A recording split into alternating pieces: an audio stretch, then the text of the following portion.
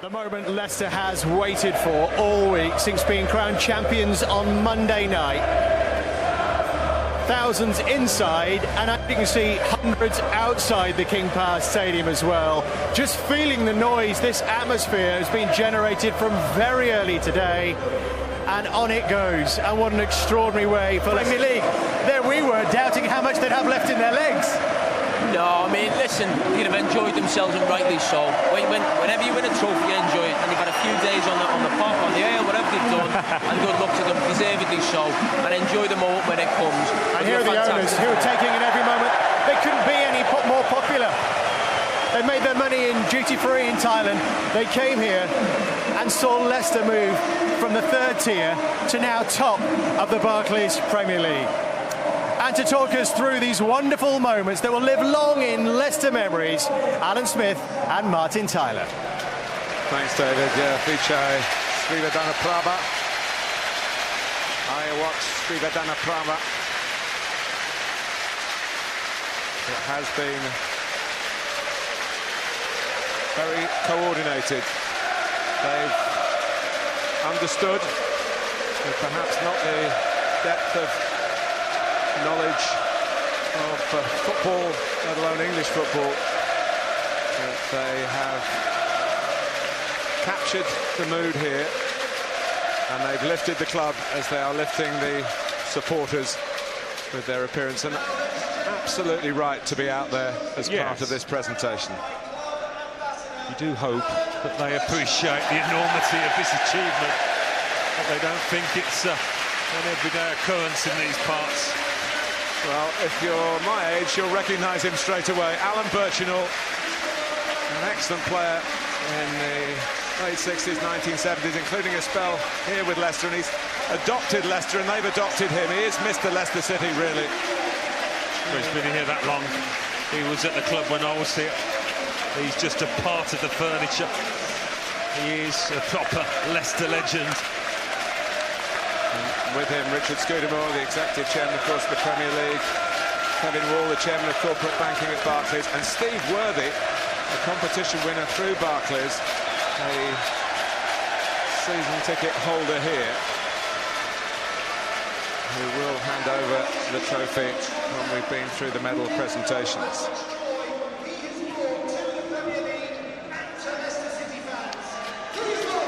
So here he comes. Claudio Ranieri. Dilly ding, dilly dong. He's going to get his gong. 28 years in management. The first time, and he's been at some great clubs, that he's ever experienced being a league title winner. Charming, but with an inner steel, Alan, that you have to have to be a Premier League winning manager. No, of course, you can't just achieve what he has this season by being a nice man and comical in press conferences. He knows what he's all about and what he wants from his play.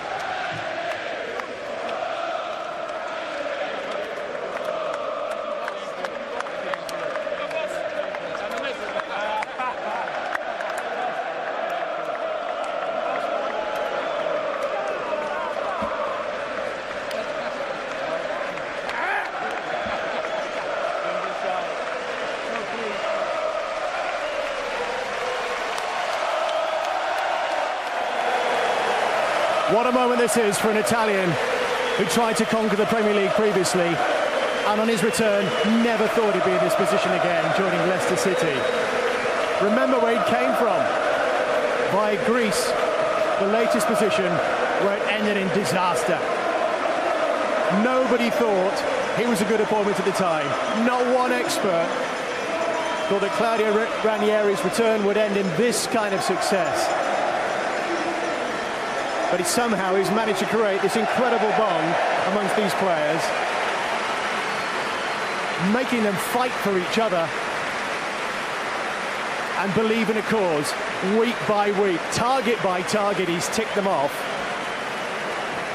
To this point today, a moment that Leicester City would never believe they would have seen. I'm afraid we've lost power momentarily. It's been one of those stormy days around Leicester. They've had it all season, haven't they, Jamie? We thought they could control the weather the way it's been here. Absolutely. Just going back to Claudio Ranieri there. I mean, I love what he said this week. When he arrived, he was the tinker man. Now he's the thinker man. And that sums it up. He's done such a great job with this group of players. He's made them all believe. Players that you thought, well, they've been for non-league, can they become champions? And absolutely they can. These players here, I said on Monday night, legends for a lifetime, and that's what they'll be. Going back to Ranieri, I think the job he's done. At Liverpool, you've got a statue of Bill Shankly. They've got a statue at Manchester United to Alex Ferguson. For this one moment, this one season, this man deserves the statue. I'm pleased to say we can now rejoin Alan Smith and Martin Tyler. The players making their way forward one by one. Can he drink water? Just watch these presentations with Manchester United. Robert Huth, who's won it twice before with Chelsea as a young player, but never as a regular.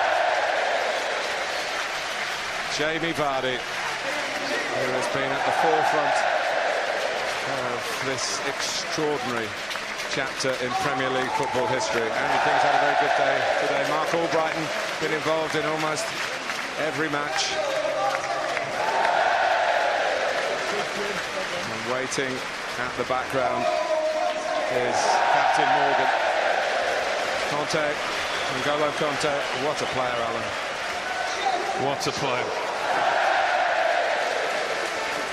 But in 50 years' time, I think supporters, Leicester and football supporters, will be able to name this team from Kasper Schmeichel to Jamie Vardy. They will go down in football folklore, there's no doubt about that. Well, from Premier League also runs last season, survivors just about. There's no exaggeration to say that they've got football immortality.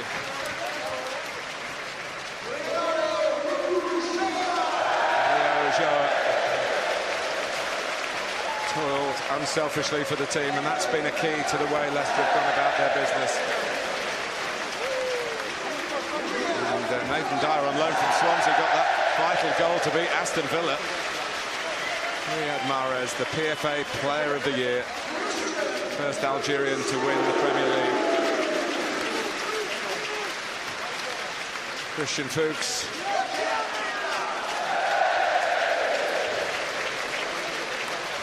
Gürkan Inler has hardly had a look in, but qualified for a medal, a really established player for Switzerland and played in Serie A.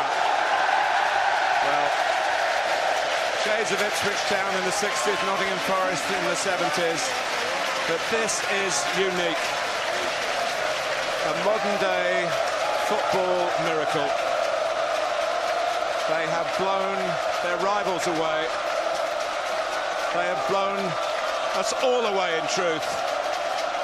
Premier League champions 2016, the amazing Leicester City.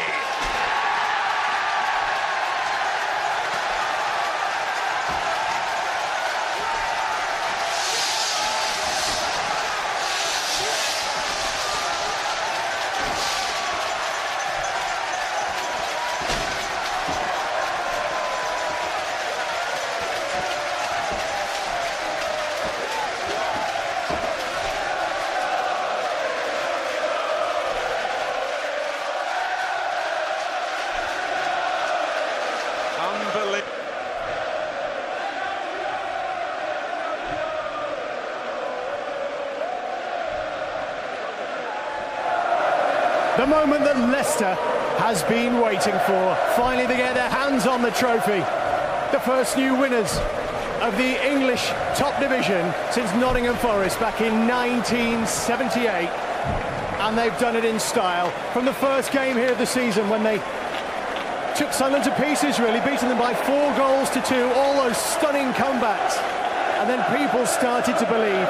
From January, they've led the way by themselves.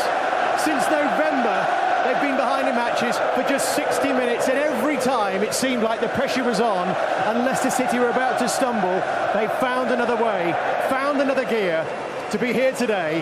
Their crowning glory, Jamie Carragher.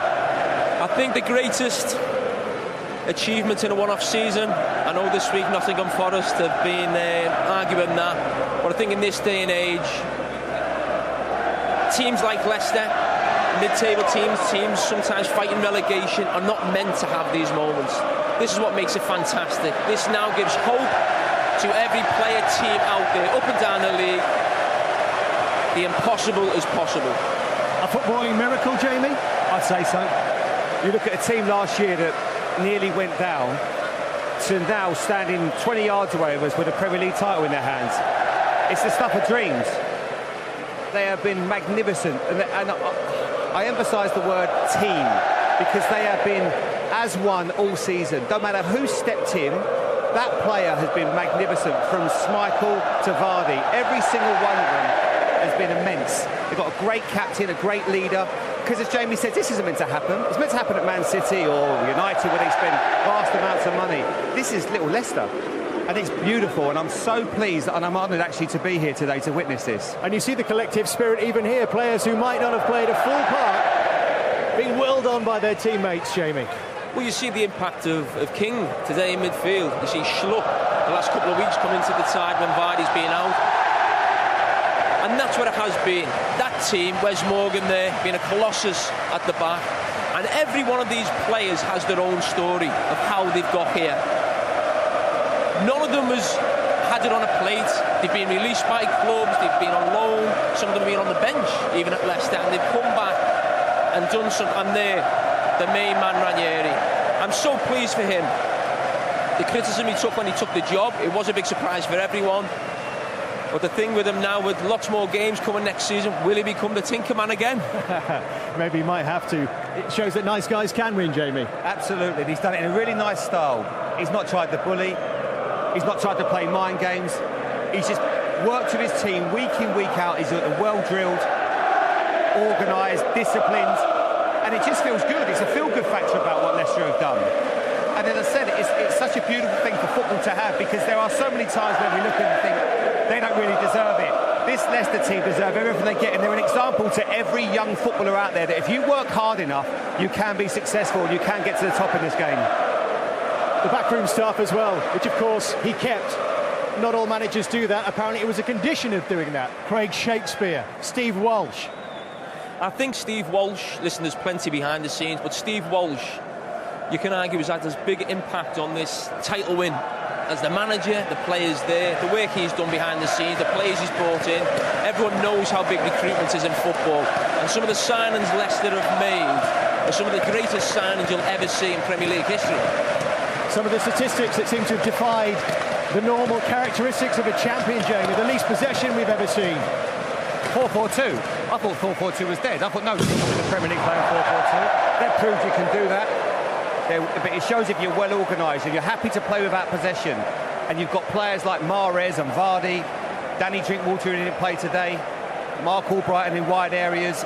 They've been magnificent, and I think that's what has probably been the crown for them. The fact that they've done it in a way that's unconventional to football. You know, I always thought you've got to flood the midfield, but when you've got players that can get around the pitch like they've got with Kante and Drinkwater, you can definitely play 4-4-2, and it's proved that I'm sure a lot of teams will start to play that way next year as well. In fact, it's really only just started, and when we return, we'll bring you all the important reaction from the King Power Stadium as Leicester City are crowned champions of the Premier League.